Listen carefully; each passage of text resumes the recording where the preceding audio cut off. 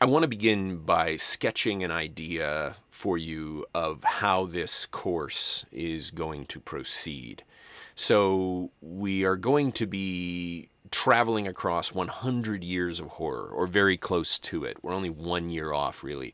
I was very entranced. I was excited about the idea that we would be looking at a century of horror, and I could have done that. I could have locked that up by going with the Cabinet of Dr. Caligari, but I don't really feel that Caligari is as good an instance of horror, early horror, as Nosferatu is. And there are scholars who would even say like Nosferatu isn't really a horror film because the horror film didn't really exist.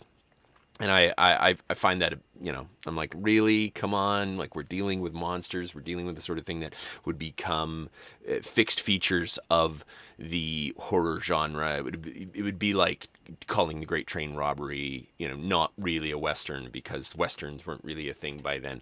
But at the very least, we could say that Nosferatu represents proto-horror. And it represents our starting point in a journey that's going to take us decade by decade through horror films, horror movies. And at the end of this particular lecture, I'm going to give a rundown of all the films that we're going to look at decade by decade for those who are not taking the course at MacEwan. Because I know there are people who tune into this who aren't my students. My students get a course outline, they get a syllabus. But those who are tuning in from the rest of the world don't. So I want to get there, but I want to jump into the content of Nosferatu first. I want to spend my time there, and then we can do that as an afterword. Nosferatu is roundly considered a classic of horror. Pauline Kael, she's a films critic in the 1970s, said that it was the first important film of the vampire genre. It's not the first vampire movie. There were other vampire movies before, but this is the one that, in the same way that Dracula, the source material for Nosferatu, wasn't the first vampire prose, it wasn't the first vampire novel, it wasn't the first vampire tale. It was the one that put the stake in the ground, or the stake in the heart, and becomes this moment of the capturing the zeitgeist, becoming part of the public consciousness. And so we got Pauline Kael saying this is the first important film of the vampire genre. The late Roger Ebert saying it is the best of all vampire movies. The best of all vampire movies. We don't want to come back to that. Werner Herzog, a great German director, most recently seen in the Mandalorian TV series, believes that Murnau's Nosferatu is the greatest of all German films, and made his own version of it. And it's so we've got this idea that it's a classic, and if you know anything about horror, people are going to say like it's a classic, but it was not a hit, not in its day. It had very small audiences. And so it's this movie that has this great critical response. It had a great critical response when it was released. There just wasn't that many people in the theaters. And so in this sense, it's almost an inverse of a movie that we're going to be looking at later in the term, which is Texas Chainsaw Massacre. And when I started thinking about these things, I thought it would be a great moment to just identify a way in which we classify film just by the term that we use for it. Barsom and Monahan, in their book, they're these professors of film studies, and David Barsom and Richard Monahan, in their book Looking at Movies, these two professors of film studies say that we've got cinema, and cinema is sort of reserved for the classics, things like Nosferatu, that are considered great works of cinematic art, we might say. Even sort of, we get a bit tongue-tied trying to make these delineations. And then you've got the movie. And the movie is the opposite from cinema. It's, you've got cinema, and then you've got movies. And so you've got horror movies. Most of the time you hear people say horror movies. I went and saw a horror movie. You don't hear people say, I went to horror cinema. But you hear like art cinema or avant-garde cinema. So cinema is this term reserved for the classics. Movie is for trash. And Texas Chainsaw Massacre, as I said, was this like inverse of the way that Nosferatu was in terms of its popularity. Critically panned. There wasn't a lot of people going, this is an incredible film, but there were a ton of people going to see it at the drive-in.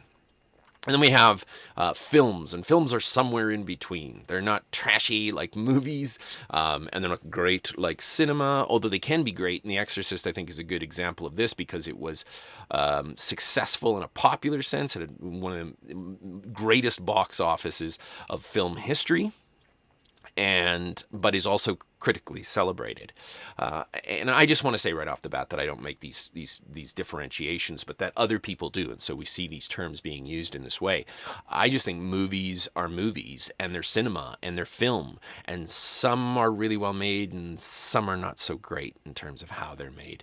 But they can all contribute to a genre. And that's something we want to know as we're going into this course. I mean, we're going decade by decade, that we're not just going to be looking at the classics like Nosferatu, but that we're going to be looking at movies like the Texas Chainsaw Massacre because they contribute so powerfully to the growth of this genre that we identify by an emotion. I think that's really important, and we'll come back to that over and over again, this term, the idea that horror is one of the very few genres that announces the emotional affect that it wants.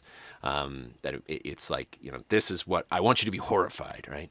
It's very rare that we don't have, science fiction doesn't really tell us what it wants from us. Fantasy doesn't say what it really wants from us.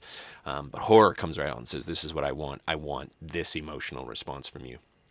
Nosferatu, there's a few things that I want to sort of, again, sketch out before getting into some of the other discussions that I want to have, is when people talk about it, they always talk about the director. They talk about F.W. Murnau, which, by the way, was not his real name. Not a big deal.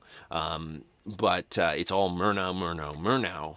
And the producer of the film, Albin Grau, is spoken about a little less.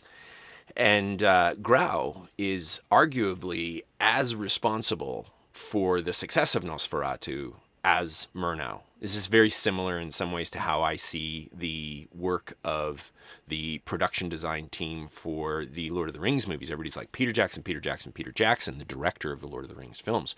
And I'm like Richard Taylor, who is the production designer for the Lord of the Rings films, because it's the look of those films is sort of authentic, quasi-historical look. I think that contributes so much to the success of those movies. Albin Grau is listed in the credits as being the set designer and the costume maker. And that's production design. That's what we call that now. We also refer to that as mise en scène. Everything that's in the shot is the idea there. And Grau, as producer and production designer, contributed easily as much to the success of Nosferatu as Murnau did. And this image that you can see of the vampire looking over his shoulder, if you were to do a search for Nosferatu posters, you're often going to see this one where you've got a black sun, or if is that a moon in eclipse, and the vampire looking over his shoulder was painted by Albin Grau, who was not only a really capable artist, but was also an occultist. And that's why I say I think he brought all of this sense of darkness and of the occult to the picture, the contract that is drawn up for the vampire to sign to get housing in the town that he moves to, is covered in these supposedly these so-called Enochian symbols. But Albin Grau was part of the occult movement in Germany. He had connections to people who had connections to Aleister Crowley, and so there's this whole untold part, I think, of our untold role or uncelebrated role of Albin Grau and his contribution to the film. I'm going to do a ton from movie to movie where I'm going to be talking about that sort of trivia, but I like to point out things that the internet will often get wrong and make a big deal about F.W. Murnau, and they should, because Murnau was brilliant. But then these other aspects of the film get lost in the background. And anyone who's taken a film course with me, if you've been following along with the podcast, you'll know that I think that movies have a hell of a lot more going on than just the person who directed them. There's, production design, there's editing, there's cinematography, so much more going on. But one of the other things that is often said about Nosferatu is that there's that Murnau and Grau and the rest of the team working on the film tried to sneak their debt to Dracula past Bram Stoker's widow. And this is straight from one of the intertitles. Intertitles are these like subtitles that aren't subtitles. They're these plates that come in the middle of a silent film to tell you what the characters are saying or to give you some sense of context that you might not be able to get just from the visual information.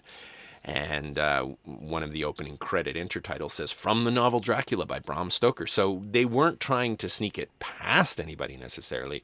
We don't really know why they didn't. Like, they tried to secure the rights, didn't work out. And he just went ahead with it, and she sued. And but there was no skullduggery in terms of, like, they didn't give credit where credit was due. They were saying, yeah, this is totally based upon Dracula. This is totally based on Bram Stoker's novel. But there's all these changes. There are a number of similarities, but there are also some changes. And so I want to give a little bit of a sense of what the film is about, even though I assume that everybody who's listening along should have seen it. I assume my students, at the very least, have seen it. And this film and every film in the course is accessible through services like iTunes. I priced it out on iTunes the other day. It would cost you about $150 to buy all the movies. Certainly a lot less to just rent them. But they're all there. So the features that the film shares with Dracula is the journey of a character in this film rendered with the name Hutter. This is a Jonathan Harker character from the Bram Stoker novel who travels to Transylvania. They don't make a lot of a big deal about that in Nosferatu, but the journey to this distant land to secure a contract for this mysterious count, Dracula in the book, Orlok in the film, and he, because he wants to move to the city, as it were. And we get a number of these initial seminal iconic moments that will appear over and over and over and over again in classic, we can say classic, but they also in much cheaper derivative vampire films, where we've got the character and monster films in general, the lead character coming along and the illiterate, uneducated peasants going, "Ooh, you better not go up to the house, the castle, don't go into those woods," all of those sorts of things. And we see that very early in Nosferatu, and that's derived from Stoker. The arrival of Hutter/Harker at the castle, meeting Count Orlok, and I'm just going to stop doing the back and forth with Stoker. I'm just going to say these are the similarities between the narratives. So we have a sense of that similarity and what Nosferatu was drawing from that. Arrives at the castle, realizes after having had his blood sucked a little bit and then a little bit more, and having seen the Count in the night, and he's terrifying. So he Hutter goes and he explores the castle and he finds the Count's coffin where he sleeps, but the Count traps Hutter in the castle and departs for the city, where he now has property right across the street from where Hutter and his wife live. And then the film cuts to the wife. And this is not all of the film, but these are just some of the high points, things that we need to know about. And like Stoker's novel, we find her overlooking the ocean, awaiting the return of her beloved, of her husband, although it's fiancé in Stoker. And she waits for him, but what arrives instead of the fiancé is the vampire, and arrives on a ship just like in Stoker, and the crew's all dead, and enters the city, and his arrival is heralded by this sort of inverse John the Baptist character of Renfield, who is Knock in Nosferatu, played with incredible overacting gusto by Alexander Granick. And I can't help but think that he was definitely one of the touchstones for Tom Waits when he played Renfield in Francis Ford Coppola's Dracula. Really, really over the top, waiting for the master to arrive. We get moments of sleepwalking from Ellen, Hutter's wife, which again, these are elements pulled from Stoker's novel. But the difference here is that there's two women in Stoker's novel, and they've been amalgamated into a single entity for Nosferatu to simplify the plot. Hutter does get back to the city, and Ellen speaks of her fear, of her terror, of this creature, of this sense of dread, but she discovers that only a woman, who invites the monster in and gets it to suck her blood until the rooster crows twice, will be able to defeat it. So that is a huge departure, and we're going to kind of want to come back around to that. But there's so many similarities between Stoker's novel and the film, and that intertitle that that they weren't hiding it, but that didn't stop Stoker's widow from coming after them, lawyering up. It's not a new thing, and suing them and winning, and demanding that all prints of the film be destroyed. Now, another misconception is that all but one were destroyed, and it's this one cut that, somehow this one reel that made its way to today, and that's why we can see the movie now, and that's not what happened. The film was in pieces, we might say. We had a number of different prints of the film, and at different points in history, there was a sense of like, how much did we have? Initially, it seemed like there were only film stills and a few bits and pieces of the reels of the footage.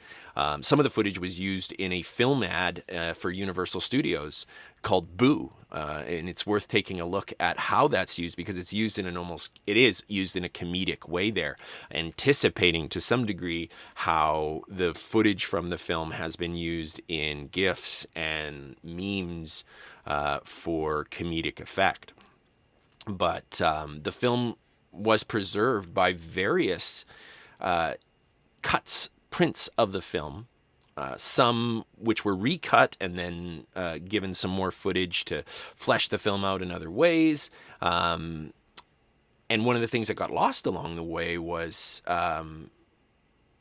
the coloration of the film, this color tinting, which led people to be really, really confused by the scenes that, if the whole film was just in black and white, make it look like Count Orlok can be out in the sun, so that the ending is utterly confusing, because to get the right lighting for the silent film, they can't shoot at night. They'd be shooting during the day, and then they'd color tint it.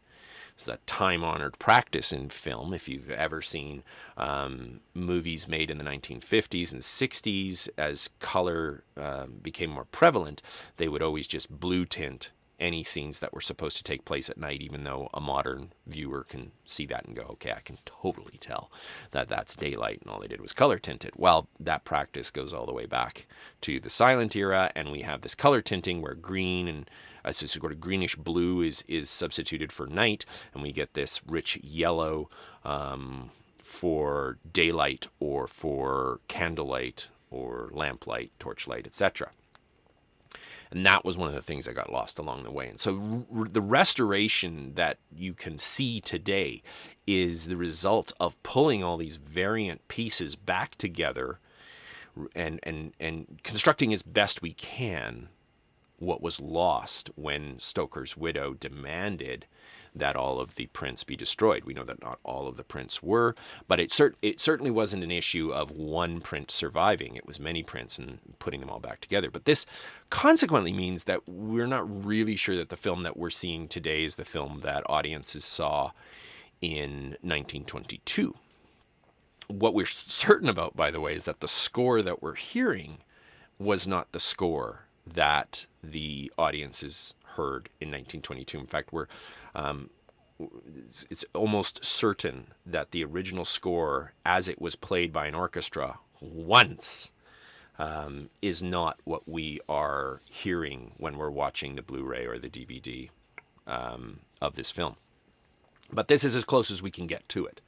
And it's interesting to me that there are so many films from the silent era that didn't survive, but weren't ordered destroyed. And Nosferatu survived, even though there was an order for its destruction. So I don't know if that's an issue of like, well, we know that this is super precious, so let's preserve it, or if that's a testament, once again, to the classic nature of this film. Now, modern viewers might find it hard to watch Nosferatu and see why it was ever scary. Like the scene where they're talking about the werewolf, and then we get these shots of this hyena. And Murnau was devoted to the idea of having this hyena in the film. He really, really wanted it in there. And they had to like go to a zoo, and difficult shot to get. And it's not a particularly scary shot for viewers living in the age of Google Image. We can, type in hyena and see a hyena and know what it really sounds like and know that it's not a very strange animal. We have to remember the context of viewing in 1922, that for many audiences, they would have never seen this animal before. It certainly doesn't look like a normal wolf or a dog. It looks strange. It looks odd to people who would never have seen this particular canine. So we have these sorts of moments where maybe we can't see why it was scary, but it may have been to early audiences. When Orlok's carriage comes up to Hutter, it's done in this jerky. It almost looks like stop motion, but it's sped up, right? We've got this really, really fast moving carriage. And that doesn't look scary to us. It doesn't look uncanny to us.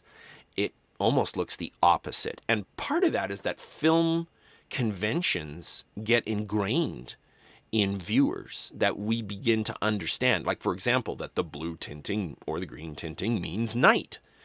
And so we go, okay, this is supposed to be a night shot. That's a film convention. We don't have that as much anymore, although they still tint the shots blue to convey a sense of it being nighttime. We can now shoot at night, or digital grading can make it look like it's really, really dark. But these film conventions get ingrained where if things are moving really, really fast, it looks silly to us. It has a sense of comedic, a sense of the comedic to it. And so when Dracula's carriage comes up, or Orlok's carriage comes up, it doesn't scare us. We don't feel that sense of the uncanny that the original audiences may have felt, because we have different filmic conventions, and we're, so far down the road of film being able to create a hyper-realism. The way that Orlok looks over the page at the one point. I mean, I don't struggle to understand why this has become a meme, why people can take this and turn this into something funny. But we have to remember that audiences in 1922 found this film unsettling. They found this film scary. Now, not everybody did, as we're going to find out later on. But there were people. It was clearly an unsettling and terrifying film at many levels. And we continue to have people who will say that this is a classic. This is a really, really great film. But it may feel dated to us. And so one of the questions I want to address very early on is, how do we watch a classic horror movie and understand it as horror if it fails to scare us? Like, how does that work? If the imagery from a horror movie is being used as a meme, how scary can it really be? But we have to take it on the accounts that we have that people did find it scary, that this was a horror film, that the imagery in this film was horrific at one time. So as we come into studying horror movies, and we're going to be looking at films from the 1930s and the 40s and the 50s, and those may not be particularly scary to us, but they were to somebody at some time. And so how do we watch a movie that's so dated that it fails to scare us. And this becomes an area that's difficult for many students and teachers of classic film, classic literature. A student will tell me when we read Edgar Allan Poe, I didn't find this very scary. I don't know. What's the big deal about Edgar Allan Poe? Like, why does everybody think he's so scary? And I'm like, well, it doesn't horrify us necessarily, but it horrified its original audience. And this smacks of the way in which many people approach watching horror movies, and maybe this is how you watch horror movies. I'm going to encourage you not to watch horror movies in this way. I'm going to encourage you to watch in a different way. Well, what way is it that I'm encouraging you not to do? So, people go to a horror movie and they do this. Get all tough, especially guys. Well, that wasn't scary, right? That's a common thing that I hear after a movie, especially if I've really built it up and I've said like, oh, this next film that we're going to be watching is really disturbing. Well, I didn't find it very disturbing. It's this macho move to show that you can handle it, right? And I feel like that's like paying money to go see a comedian and then deciding you're not going to laugh. It's like watching a romance movie and deciding that you're not going to fall in love with either of the characters. You're just not going to. Like, before the movie's even started, you just like, no, I'm not going to enjoy this. If we tell ourselves we're not going to enjoy something, we're probably not going to enjoy it, right? And we have to pull ourselves into a space of suspended disbelief. Kevin Jackson, in his BFI Film Classics book about Nosferatu, says that Nosferatu can still enthrall a sympathetic audience. A sympathetic audience. But if we're not a sympathetic audience, then we won't be enthralled. It's going to be really, really difficult for a movie from 1922 to reach nearly 100 years into the future, to the age of digital horror, and scare us. But this film, according to Kevin Jackson, can still enthrall us if we are sympathetic. Well, what does that mean? That's that suspended disbelief where we're going to go, okay, I got to lock into this. I'm just going to, and I need to look at this and ask the question, why would this have scared the people who watched it the first time? We ought to try to give ourselves over to the horror of the film. If we are sitting there going, I'm going to push back and not be scared, there are few horror movies that are going to punch through that.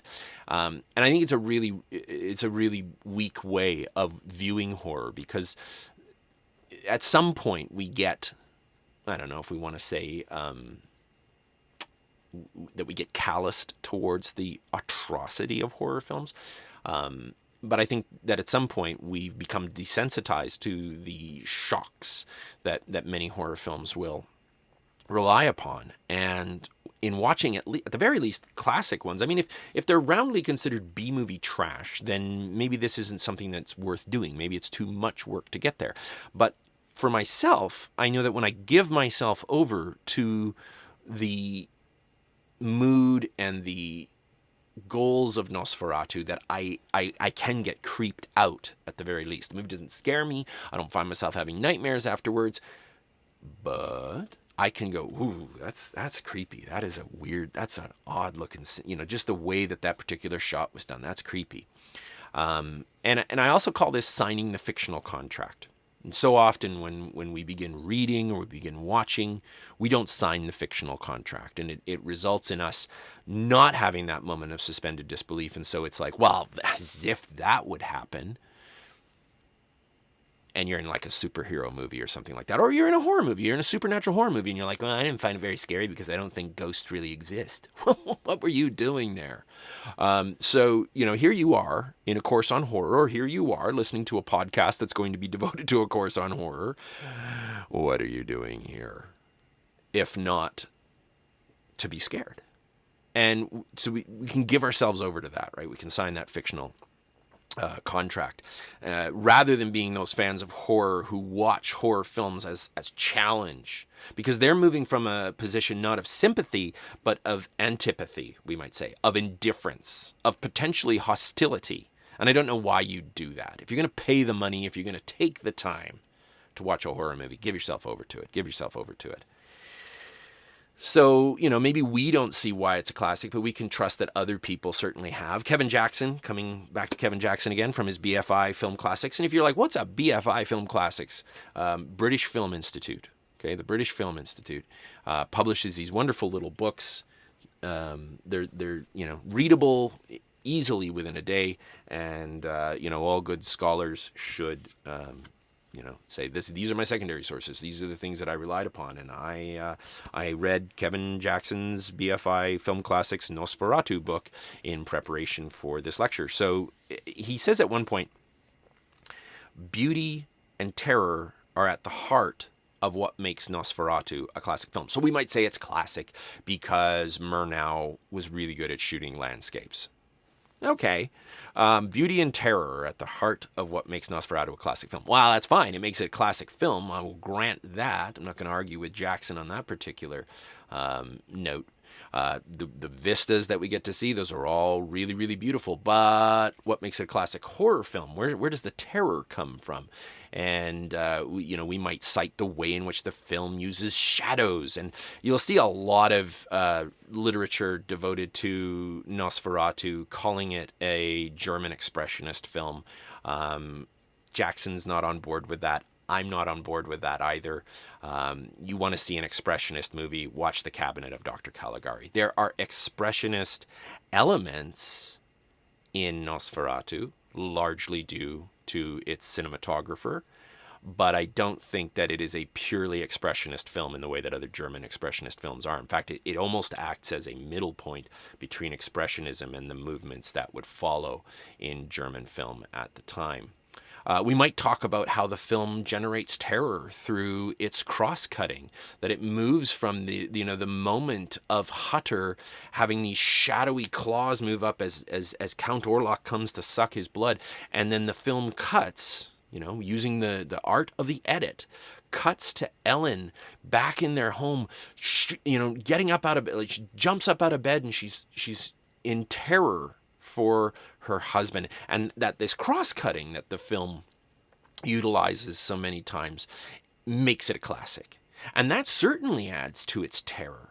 That certainly adds to the feeling of horror when you move from, you're worried about Hutter, and then you move to Ellen and Ellen's emotions, and that kind of emotional one-upmanship that editing can provide that just keeps, ramping up the terror, as it were. The way in which the film generates suspense as Count Orlok's ship moves towards the city, and Hutter is trying to get there at the same time.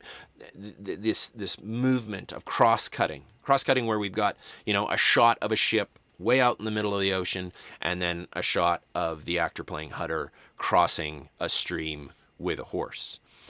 They weren't shot at the same time. Magic of editing, cross-cutting, being able to juxtapose these images to create a singular effect. And when you watch films from the silent era, you can see that cross-cutting was an innovation. It was a big deal. Utilizing parallel editing to create a stronger narrative, but still in its infancy. We see the cross-cutting when Orlok is across the street. And I love the shot where you don't see Orlok unless you're really looking for him. It's this great big wide shot of the building that Orlok is in, and he's in the window, but if you blink, you'd miss it. But the eye picks up on it, and there is this sort of uncanny, did I just see what I thought I saw? And then the movie cuts to Ellen pointing out the window in horror as she's trying to convince Hutter that, there's this dark being, this terror, this thing. So those are classic moves, and we can recognize those, the way in which the film is cutting back and forth between Orlok looking through the window and then Ellen's terror at the window, those moves back and forth. We can say, okay, that makes that film a classic, but that would require us to be artful students of film. And so that's one of the things that we're going to need to try to do this semester, is to understand film not only as a narrative, but also as an art form that utilizes certain techniques to convey that narrative.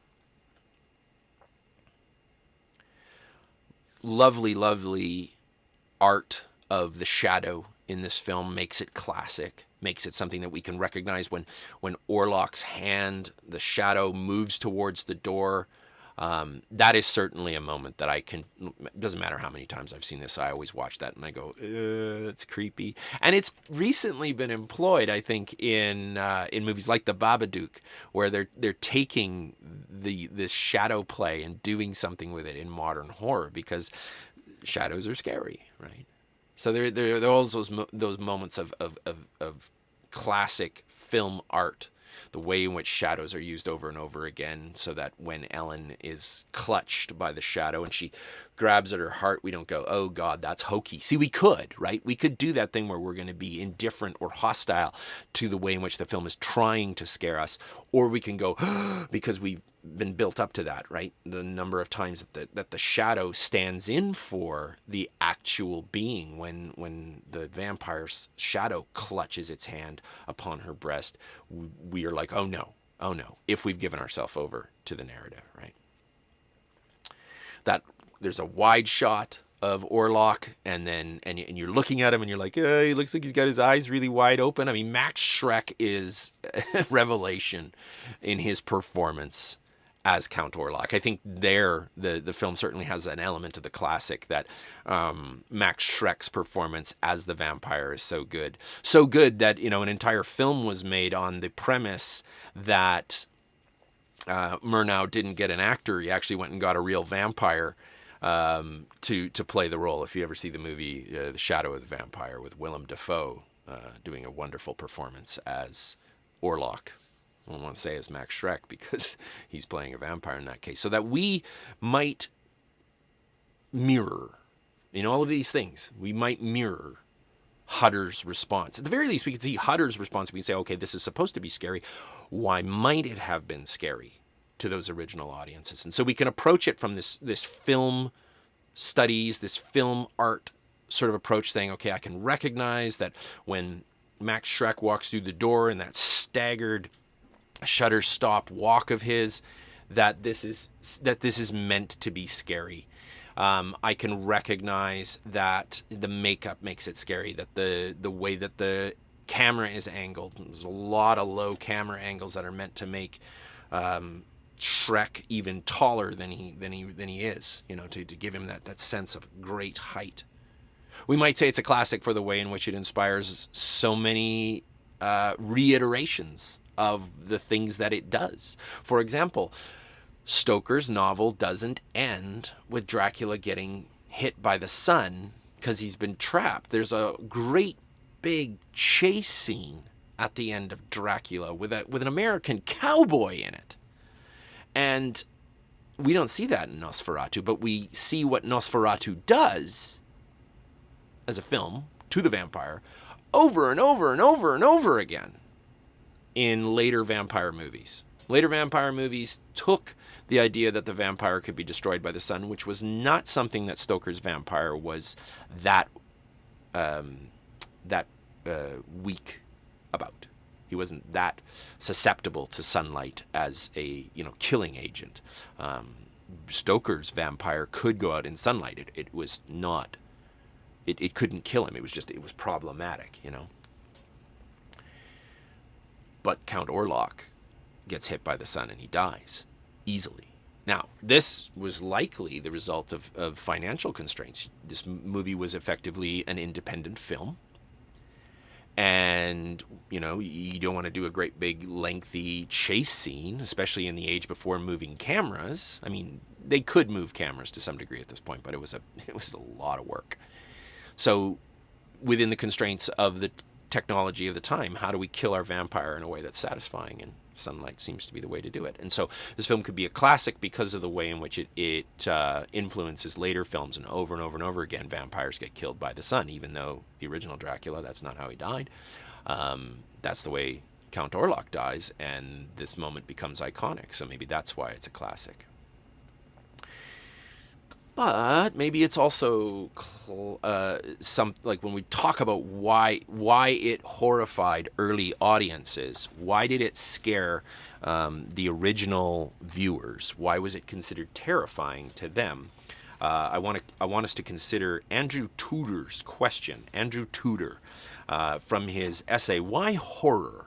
The Peculiar Pleasures of a Popular Genre. Why horror? The peculiar pleasures of a popular genre. Now, at the end of this, he says, if we really are to understand horror's appeal and hence its social and cultural significance, we need to set aside the traditionally loaded ways in which the question, why horror, has been asked.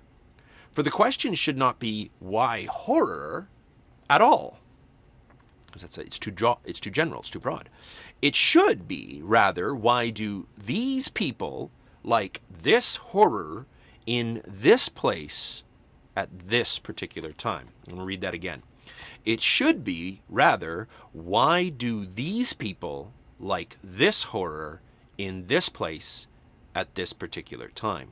And what exactly are the consequences of their constructing their everyday sense of fearfulness and anxiety, their landscapes of fear, out of such distinctive cultural materials? What are the distinctive cultural materials of Nosferatu? Well, we're looking at a film that was made in the Weimar period, which was after World War I.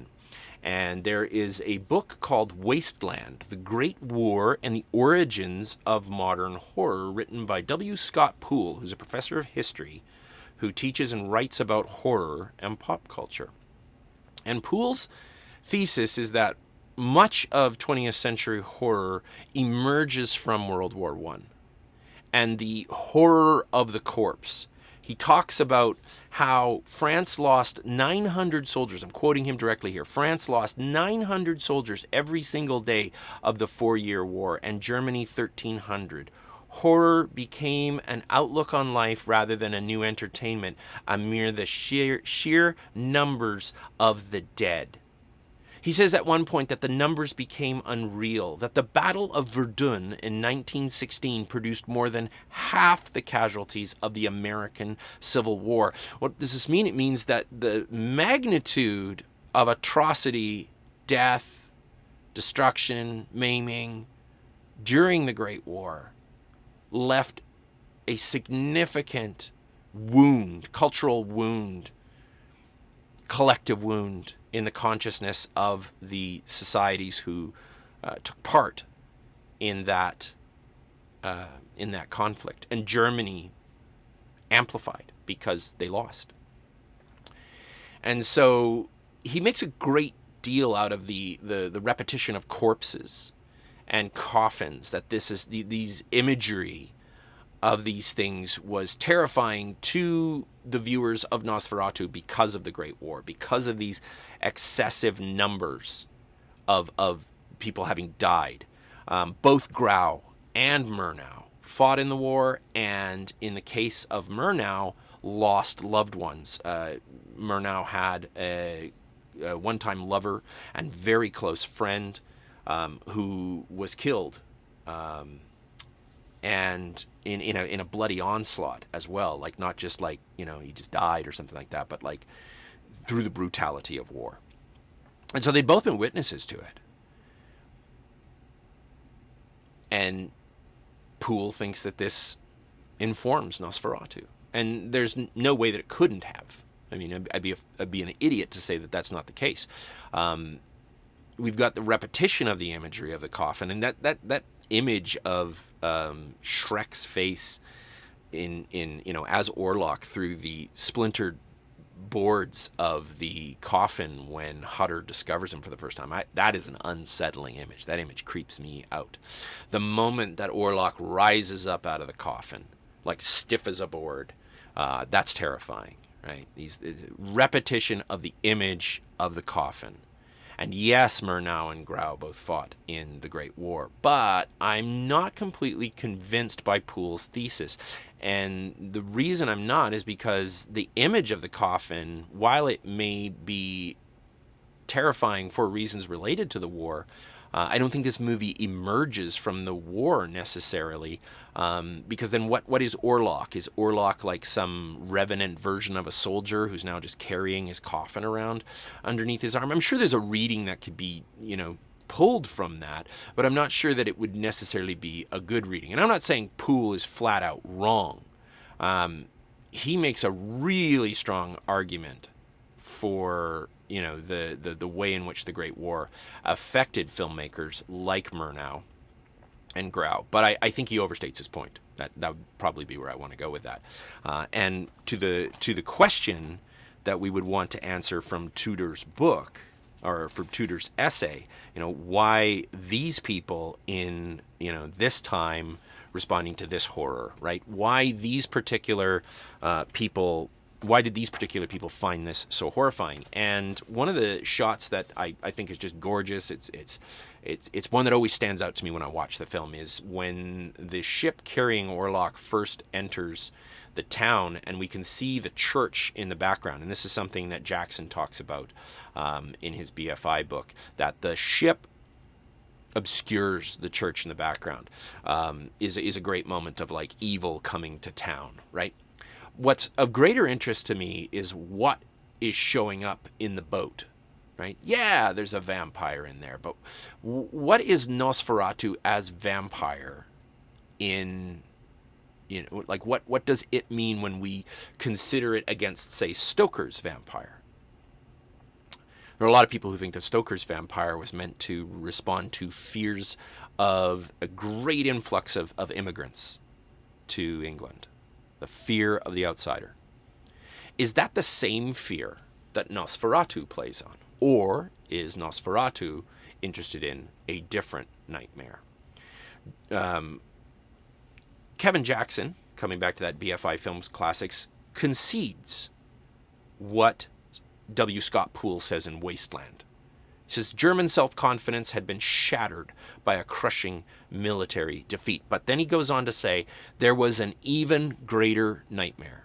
There was an even greater nightmare in the popular imagination. Germany had been one of the nations afflicted by the appalling Spanish flu pandemic of 1918 to 19, which killed more people worldwide than all the guns and bombs of the previous 4 years. And it's Jackson's statement right there that makes me reject Poole.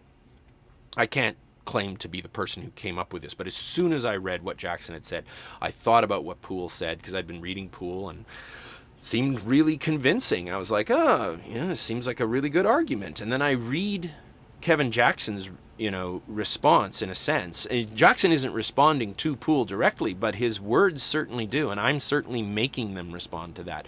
That the greater nightmare would be the results of a pandemic, something that we can at least understand a little better. And maybe that is really where we can become that sympathetic audience. If we watch Nosferatu and we recognize, you know, through a strong study of the film's technical aspects, that Orlok emerges from the ship, and that is framed very similarly to how the rats that carry plague emerge from the ship, bringing this plague that kills so many,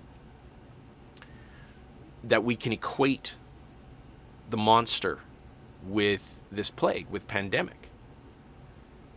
And that reinforced by this, you know, man who goes around at one point in the film putting a cross on doors of houses that, you know, are, you know, stay away, this is unclean, right? And there's that great intertitle at one point where it says that this is cursed dirt, that the vampire sleeps in cursed dirt from the fields of the Black Death. I don't think that's incidental, right? The fact that this is an account of the Great Death, the movie says right at the very beginning, and sure, that could evoke the Great War. But when you consider that that World War I was a more distant memory than the Spanish flu pandemic, again, which killed more people worldwide than all the guns and bombs of the previous 4 years, then I begin to see, okay, I maybe understand why this movie would be terrifying to people. And when I consider the last image of the film, well, the second last image of the film, before we get to that ruin up on the hill, but the image of Hutter bent over Ellen must have been an image that people who had lived through the Spanish flu could relate to, of a loved one dead. not on the field of battle, but in the domestic space of the home. Perhaps that too is why Murnau and Grau chose the bedroom as the final battlefield between Count Orlok and Ellen.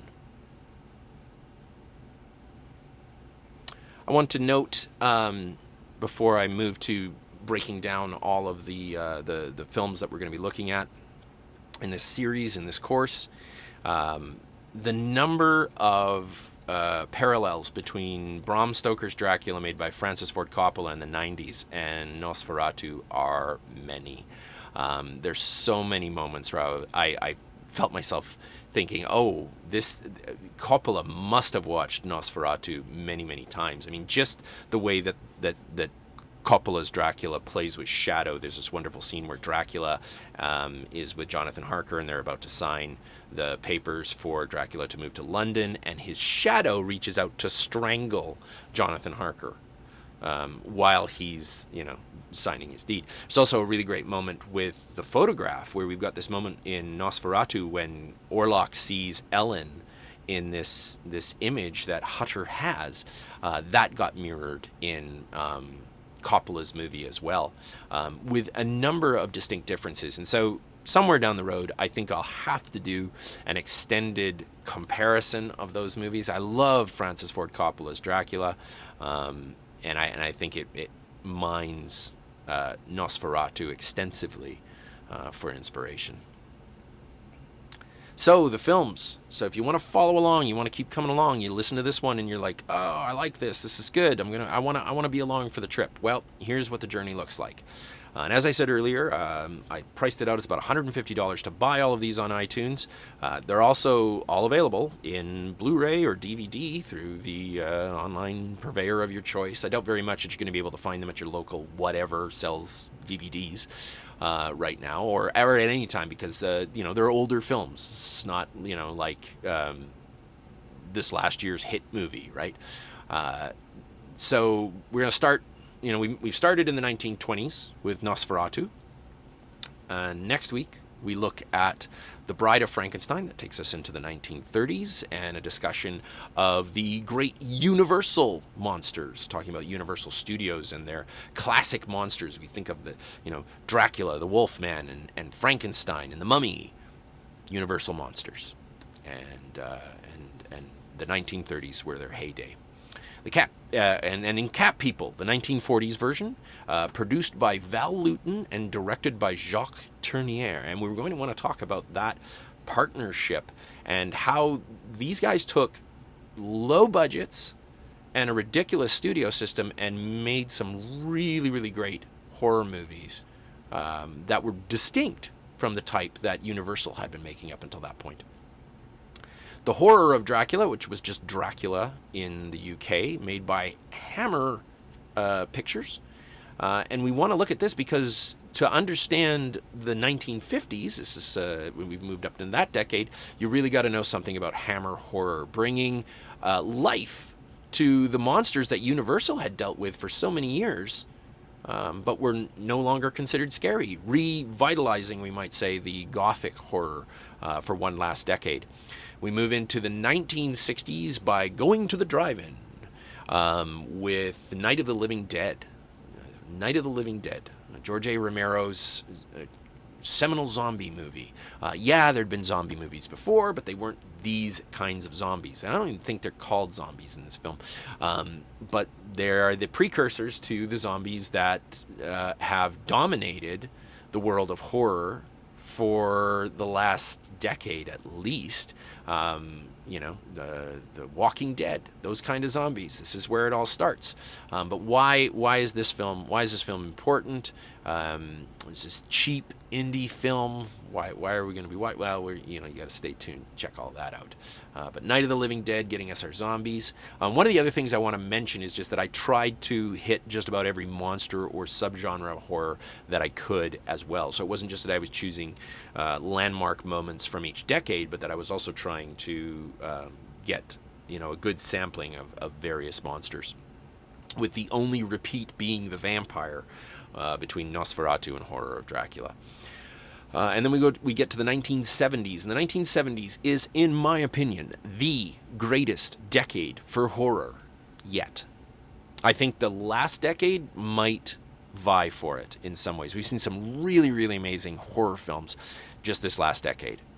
But time will tell which of those are the classics. Whereas we can take a look back on the 1970s and we can say, oh, we know which ones left their mark. And the Texas Chainsaw Massacre was certainly one of those that left their mark. A cheap indie film. It is not a great movie. I don't think it's a great movie. But we got to talk about it. It is a landmark watershed moment in horror. It changes the way horror was done. In the same way that Night of the Living Dead did. Both Night of the Living Dead and Texas Chainsaw Massacre share some affinities in that regard. The Exorcist is the other film that I chose from the 1970s because, as I say, I think it's the greatest decade for horror. I had the worst time in the world choosing which movies I was going to show from the 1970s. But I felt like I needed to use The Exorcist because it was one of the most successful horror movies of all time. And it was critically praised as well, as opposed to The Thing, which did terrible at the box office and was critically panned, but got an afterlife, a sort of cult following through late night cable showings and home video, and is now considered one of the great horror movies. It shows up on all sorts of lists, and there's this one moment in the film that's considered one of the scariest scenes ever produced. I don't want to say any more about that, but what it does for us is it shows us one of the things that was endemic to the horror of the 1980s, which was the development of prosthetic makeup. So we're going to come back around to that. And then we get to Scream. I originally wasn't going to put anything in for the 1990s. I was just going to leave the 1990s out and say 1990s sucked for horror. You might be like, but you just said you like Francis Ford Coppola's Dracula. I do. I just don't think it's a great horror movie. I think it's a beautiful film, but I don't know it's really a great horror movie. It's not a super scary movie. But every time I would say that to someone who was a horror aficionado, they'd go, well, what about Scream? So finally I said, oh, you know what? I'm going to give in. We're going to take a look at Scream. And maybe just to finally have a bona fide slasher, although I think of the Texas Chainsaw Massacre as a slasher film, but this is our slasher movie. But it's also a meta film, right? It's a film it's a horror movie that talks about horror movies. And spawned a huge franchise as well, as did the Texas Chainsaw Massacre. And then for the 2000s, we are going to do The Ring. And we're doing Gore Verbinski's version because I think it is the superior one. And you can get all enraged about how I didn't like the original Japanese version as much. But I just genuinely think that Verbinski's version is creepier. I think it's scarier. It haunted me longer. And it allows us to talk about J-horror at the same time. So we get to talk about a shift in, again, one of these watershed moments in horror that started in Japan, and then there were these American remakes. And then for the 10s, I don't know, what do we call the 2010s, we're going to be taking a look at It Follows, which isn't a terribly old film, but already has a Devil's Advocates book devoted to it. Now, this isn't the only reason I picked it. I think It Follows is a genuinely scary film. One of the few films that I've seen in a long time that creeped me out and stayed in my brain long after I had finished watching the movie. But like those BFI film classics, there's a whole series of books from Auteur Press called The Devil's Advocates. And they're these, again, very small books that are close reads of horror movies, and there's one devoted entirely to It Follows. But that to me is a testament that this movie wasn't just me who thought it was scary. There were these other people who did as well, and I think it does a number of things that are really, really amazing in terms of cinema. In terms of what film does that other genres don't, that we can study by taking a look at It Follows. And then finally, we're going to take a look at The Cabin in the Woods. And this doesn't follow the decade thing. This is more of a way for us to review everything that we will have done by that point in the semester. So, I'm hoping that you will join us on this journey of terror. And for those of you who are my students and you're already locked in here with me, we will be looking at yet another revenant corpse, not a vampire, but the Frankenstein monster and his bride-to-be next week with The Bride of Frankenstein. We'll see you then.